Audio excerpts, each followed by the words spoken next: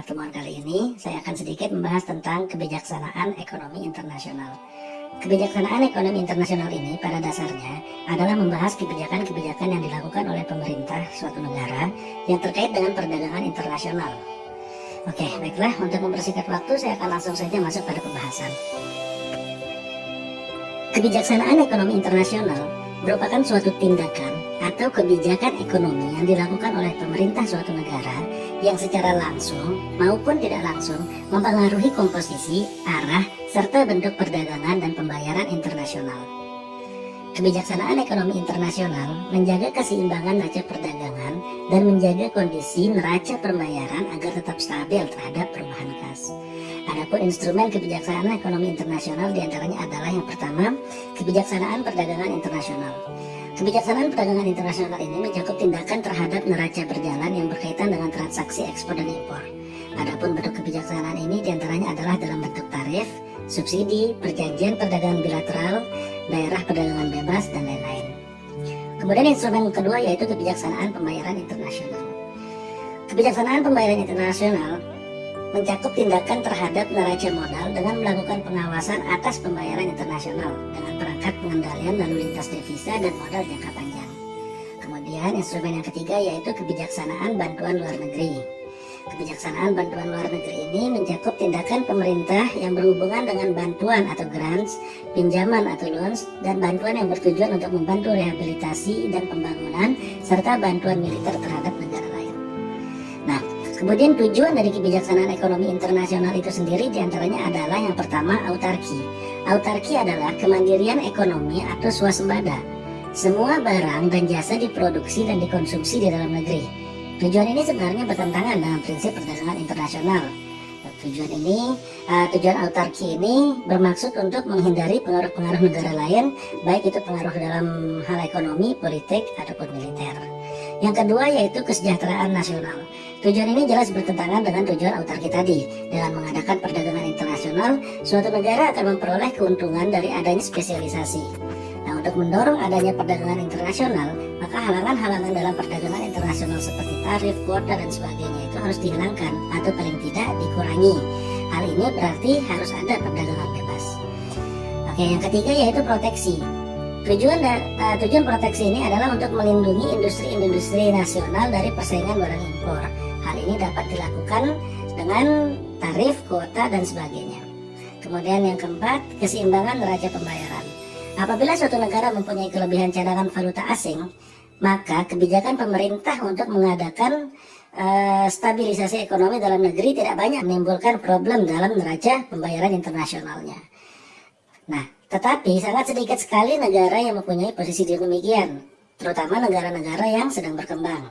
Negara-negara berkembang memiliki cadangan valuta asing yang sangat sedikit, sehingga memaksa pemerintah negara-negara tersebut untuk mengambil kebijaksanaan ekonomi internasional untuk menyeimbangkan neraca pembayaran internasionalnya. Kebijakan ini umumnya berbentuk dengan pengawasan devisa atau exchange control. Pengawasan devisa ini tidak hanya mengatur atau mengawasi lalu lintas barang saja, tetapi juga lalu lintas modal. Kemudian yang kelima yaitu untuk pembangunan ekonomi. Nah, untuk mencapai tujuan ini, pemerintah dapat mengambil kebijakan dengan cara perlindungan terhadap industri dalam negeri, mendorong ekspor dan mengurangi impor, dan meningkatkan pendapatan nasional. Nah, kemudian bentuk-bentuk kebijaksanaan internasional yang akan kita bahas pada pertemuan kali ini hanya pada tataran tarif, kuota, dan subsidi. Bentuk kebijaksanaan ekonomi internasional yang pertama adalah tarif. Tarif adalah pembebanan pajak atau custom duties terhadap barang-barang yang melewati batas suatu negara. Tarif digolongkan menjadi tiga, yaitu bea ekspor, bea ekspor, bea transito, dan bea impor. Bea ekspor merupakan pajak atau bea yang dikenakan terhadap barang yang diangkut ke negara lain. Jadi, pajak ini dikenakan untuk barang-barang yang keluar dari custom area suatu negara yang memungut pajak. Custom area adalah daerah di mana barang-barang bebas bergerak dengan tidak dikenai bea pabean. Nah, batas custom area ini biasanya sama dengan batas wilayah suatu negara, tetapi kesamaan ini bukan suatu keharusan. Misalnya adanya custom union yang merupakan custom area yang daerahnya meliputi lebih dari satu wilayah negara. Custom area di sini lebih luas daripada wilayah suatu negara, tetapi dengan adanya free trade area, maka custom area lebih sempit daripada batas wilayah sebuah negara. Kemudian yang kedua yaitu bea transito. Biaya transitu ini merupakan pajak atau biaya yang dikenakan terhadap barang melalui wilayah suatu negara dengan ketentuan bahwa tujuan akhir dari barang-barang tersebut adalah negara lain. Nah, yang ketiga adalah biaya impor yang merupakan pajak atau biaya yang dikenakan terhadap barang yang masuk dalam custom area suatu negara dengan ketentuan bahwa negara tersebut sebagai tujuan akhir. Nah, kemudian berdasarkan jenisnya, tarif itu dibedakan menjadi 3, yaitu ad valorem tariffs. Tarif ini adalah tarif yang dinyatakan berdasarkan besaran persentase tertentu dari nilai impor. Kemudian spesifik tarif, yaitu tarif yang dinyatakan berdasarkan bea dan beban tetap per unit barangnya. Dan yang terakhir yaitu compound tarif, yaitu tarif gabungan antara ad valorem dan spesifik tarif sistem. Nah, kemudian untuk pengenaannya, tarif terbagi menjadi 3 juga. Yang pertama single column tarif, di mana setiap barang terkena satu macam tarif saja. Biasanya sifat autonomous tarif, yaitu besarnya tarif ditentukan sendiri oleh suatu negara tanpa perlu persetujuan dengan negara lain. Sedangkan jika besaran tarif tersebut ditentukan dengan perjanjian dengan negara lain terlebih dahulu, disebut dengan conventional tarif. Yang kedua yaitu double column tarif, di mana setiap barang dikenai 2 macam tarif. Apabila sebuah negara menetapkan sendiri besaran tarifnya melalui undang-undang, disebut dengan bentuk maksimum dan bentuk minimum. Dan yang ketiga yaitu triple column tarif, di mana setiap barang dikenai dengan 3 macam tarif. Biasanya sistem ini digunakan oleh negara penjajah ya. Sebenarnya sistem ini hanya perluasan dari double column tarif tadi, yakni dengan menambahkan 1 macam tarif preference untuk negara-negara bekas jajahan atau afiliasi politik. Nah, kemudian ada beberapa alasan mengapa sebuah negara itu membebankan tarif pada sebuah atau beberapa produk. Di antaranya adalah yang pertama, untuk memperbaiki dasar tukar atau terms of trade. Melalui tarif, sebuah negara dapat mempengaruhi dasar pertukaran antara ekspor dan impornya. Ini akan sangat terasa sekali efeknya ketika sebuah negara berkembang yang notabene hanya mampu mengekspor komoditi yang harganya murah, harus mengimpor barang manufaktur dari negara maju dengan harga tinggi. Nah, untuk lebih jelasnya terkait term of trade ini akan kita bahas pada pertemuan selanjutnya. Kemudian yang kedua adalah untuk melindungi industri dalam negeri atau istilahnya itu infant industry. Bagi sebuah negara yang masih berkembang, industri di dalam negerinya itu masih seperti anak kecil yang harus selalu dijaga dan disuapi. Ini bertujuan untuk melindungi industri itu sendiri agar mampu bersaing dengan industri dari negara lain yang sudah lebih maju dan mandiri. Namun ini sifatnya hanya sementara saja, hanya sampai industri tersebut mampu mandiri dan siap bersaing dengan industri di luar. Kemudian yang ketiga untuk melindungi tenaga kerja domestik. Tarif dipercaya mampu untuk menurunkan minat melakukan impor, sehingga industri di dalam negeri memiliki kesempatan untuk menaikkan produksinya yang bisa dikatakan sudah pasti akan menyerap lebih banyak tenaga kerja. Kemudian untuk menjadikan harga atau biaya barang impor sama dengan barang domestik atau yang bisa disebut dengan istilah anti-dumping. Kemudian yang terakhir yaitu untuk diversifikasi. Dengan pembebanan tarif, industri dalam negeri dapat memproduksi lebih banyak macam barang. Nah, semakin banyak macam barang yang diproduksi, maka ekonomi suatu negara itu akan semakin stabil.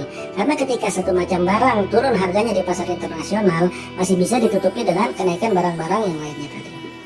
Oke, kemudian kita akan sedikit membahas tentang efek tarif ya. Pembebanan tarif terhadap suatu barang dapat mempunyai efek terhadap perekonomian suatu negara, khususnya terhadap pasar barang tersebut. Beberapa macam efek tarif adalah diantaranya, yang pertama efek terhadap harga atau price effect, kemudian yang kedua efek terhadap konsumsi atau consumption effect, yang ketiga efek terhadap produksi atau protective ya atau import substitution effect juga bisa. Kemudian yang keempat efek terhadap redistribusi pendapatan atau redistribution effect. Nah, untuk mempermudah memahami efek-efek tersebut, adik-adik bisa memperhatikan kurva permintaan dan penawaran sebuah barang di negara pengimpor yang tampak di layar ya. Ada 2 asumsi yang kita gunakan dalam menganalisa beberapa efek tarif tadi, yaitu yang pertama constant opportunity cost produksi, yang berarti bahwa produsen atau negara pengekspor mau menerima harga tetap berapapun jumlah yang akan diminta oleh konsumen di negara pengimpor. Kemudian asumsi yang kedua yaitu tidak ada tarif terhadap bahan mentah, yang berarti tidak akan menaikkan ongkos produksi. Nah, sebelum ada pembebanan tarif atas barang impor tersebut gitu ya, titik 0 ke P merupakan harga konstan yang diberikan oleh negara pengekspor, sehingga mau tidak mau produsen di dalam negara pengimpor harus mengikuti tingkat harga tersebut agar bisa bersaing. Nah, kemudian besaran produksi di dalam negara pengimpor itu adalah hanya sebesar 0 ke Q1 dan besaran konsumsinya sebesar 0 ke Q0. Sehingga dengan tingkat harga P tadi, negara pengimpor harus mengimpor sebesar Q1 ke Q0. Karena negara pengimpor adalah negara berkembang yang industrinya masih infan, maka negara tersebut mengadakan tarif pada barang dari negara pengekspor tadi sebesar titik P ke PT, yang mengakibatkan pertama, harga barang tersebut menjadi naik di dalam negara pengimpor yang awalnya hanya sebesar 0 ke P menjadi 0 ke PT. Ini yang disebut dengan tarif memiliki efek terhadap harga atau price effect tadi. Nah, kemudian yang kedua, jumlah barang yang diminta berkurang dari yang awalnya sebesar 0 ke Q0 menjadi 0 ke Q2. Ini yang disebut dengan tarif itu memiliki efek terhadap konsumsi atau consumption effect. Nah, kemudian yang ketiga, produksi di dalam negeri pengimpor naik dari yang awalnya 0 ke Q1 menjadi sebesar 0 ke Q3. Nah, inilah yang disebut dengan tarif itu memiliki efek terhadap substitusi impor atau proteksi terhadap industri infan di dalam negeri. Nah, selain itu, kenaikan produksi di dalam negeri ini juga bisa menambah penyerapan tenaga kerja. Nah, yang keempat, dengan adanya tarif, maka ada pula pendapatan untuk negara. Negara pengimpor yang memberikan tarif sebesar P ke PT akan memperoleh pendapatan sebesar area B, C, D, dan E. Nah, inilah yang kita sebut dengan tarif itu memiliki efek revenue. Yang kelima, untuk tarif yang memiliki efek terhadap redistribusi pendapatan itu bisa ditunjukkan dengan kenaikan harga yang harus dibayarkan oleh konsumen di dalam negara pengimpor kepada produsen di dalam negara pengimpor sebesar area P, PT, A, dan B. Nah, selain itu, dengan adanya tarif tersebut, maka jumlah barang yang diimpor tersebut akan ikut berkurang menjadi hanya sebesar Q3 ke Q2, yang mana bisa dikatakan akan membawa sedikit perbaikan atas neraca perdagangan negara pengimpor tersebut. Nah, dari penjelasan tadi saya rasa mudah-mudahan sudah cukup jelas ya efek dari pengenaan tarif atas sebuah barang impor. Memang untuk konsumen di dalam negara pengimpor akan dirugikan dengan kenaikan harga yang ada sebesar di area yang memiliki warna biru itu. Namun kerugian tersebut bisa tertutupi dengan apa yang bisa didapatkan oleh negara berupa pendapatan dan pertumbuhan industri di negara itu. Nah, tapi perlu sedikit saya tambahkan, ini hanya contoh yang sangat sederhana ya. Karena pertama, dua asumsi yang kita kedengarkan tadi, dan yang kedua yaitu terlalu banyak faktor yang kita anggap ceteris paribus. Oke, sekarang kita lanjut ke bentuk kebijaksanaan selanjutnya, yaitu kuota. Kuota adalah pembatasan jumlah fisik terhadap barang yang masuk dan keluar dari sebuah negara. Kuota terbagi menjadi dua, yaitu kuota impor dan kuota ekspor. Kuota impor adalah kebijakan sebuah negara yang membatasi jumlah barang yang masuk ke dalam negara tersebut dalam jangka waktu tertentu. Pemerintah memberlakukannya untuk melindungi industri yang masih infan atau rentan di dalam negaranya. Atau bisa juga sebagai balasan kepada sebuah atau beberapa negara yang pernah melakukan hal serupa kepada negara yang memperlakukannya itu. Kuota impor memiliki beberapa jenis, diantaranya adalah absolute atau unilateral kuota, yaitu kuota yang besar kecilnya itu ditentukan sendiri oleh sebuah negara tanpa perlu persetujuan dari negara lain. Kemudian yang kedua adalah negotiated atau bilateral kuota, yaitu kuota yang besar kecilnya itu ditentukan berdasarkan perjanjian antara dua negara atau lebih. Nah, ini kalau nggak salah sama dengan fair itu ya. Kemudian yang ketiga yaitu adalah tarif kuota, yaitu gabungan antara tarif dan kuota. Untuk sejumlah barang tertentu, barang itu diizinkan masuk. Nah, jika ingin melebihi dari kuota yang sudah diberikan, masih bisa masuk asalkan bersedia untuk dikenakan tarif. Yang terakhir yaitu mixing kuota, di mana kebijakan ini membatasi penggunaan bahan mentah yang diimpor dalam proporsi tertentu dalam sebuah produksi barang akhir. Nah, lalu bagaimana efek dari kebijakan ini bagi negara yang menerapkannya? Di layar tampak kurva permintaan dan penawaran sebuah barang impor di sebuah negara ya. Untuk menganalisanya kita mengasumsikan bahwa produksi dalam keadaan increasing cost, kemudian tidak ada produksi sama sekali di dalam negara tersebut, dan tidak ada efek pendapatan dan efek-efek lainnya. Sebelum menerapkan kuota impor, titik harga keseimbangan itu berada pada pertemuan antara 0 ke P dan 0 ke Q pada garis supply impor atau SI. Kemudian negara tersebut menerapkan kuota impor sebesar 0 ke Q1. Karena jumlah penawaran dipaksa untuk diturunkan, maka negara pengekspor hanya bisa menerima harga sebesar titik 0 ke P1. Sedangkan konsumen di dalam negeri pengimpor harus mau membayar sejumlah 0 ke P2 karena barang tersebut mengalami kelangkaan. Keadaan ini jelas menimbulkan monopoli profit sebesar area P1, P2, L, dan K. Lalu siapakah yang menikmati monopoli profit ini? Tergantung, bisa importir, bisa pemerintah, bisa juga keduanya sekaligus. Nah, kemudian untuk kuota ekspor, adalah kebalikan dari kuota impor tadi, yaitu kebijakan sebuah negara yang membatasi jumlah barang yang keluar dari negara tersebut dalam jangka waktu tertentu. Hal ini biasanya diberlakukan untuk bahan mentah yang merupakan bahan perdagangan penting bagi negara yang memperlakukannya. Mungkin bisa kita contohkan itu Indonesia yang melarang ekspor nikel dengan kadar 1,7% ke Uni Eropa ya, yang sudah diberlakukan sejak 2019 lalu ya, bulan Januari 2019 lalu. Untuk tujuan dari kuota ekspor ini sendiri bisa adik-adik perhatikan di layar ya. Kemudian kita lanjutkan ke subsidi ekspor yang merupakan materi pembahasan terakhir kita hari ini. Subsidi ekspor adalah jenis subsidi yang dibayarkan oleh pemerintah kepada perusahaan ketika mengekspor barang ke luar negeri. Tujuan dari pemberian subsidi ekspor ini adalah agar pengekspor dapat menjual barang di luar negeri dengan lebih murah sehingga lebih kompetitif di pasar internasional. Nah, untuk jenis-jenis subsidi ekspor ini diantaranya adalah pembayaran langsung, pinjaman berbiaya rendah, keringanan pajak untuk eksportir, iklan internasional yang dibiayai oleh pemerintah, dan bantuan biaya modal atau biaya pelatihan. Subsidi ekspor pada dasarnya merupakan salah satu bentuk keringanan yang diberikan oleh pemerintah kepada eksportir dalam negeri untuk barang atau jasa tertentu. Kebijakan ini secara umum bertujuan untuk merangsang ekspor. Namun, efek lainnya, produsen di dalam negeri akan lebih cenderung untuk mengekspor produk-produk mereka daripada menjualnya di pasar dalam negeri. Ini tentu saja akan berpotensi menyebabkan kelangkaan di pasar domestik dan mengarah pada politik dumping.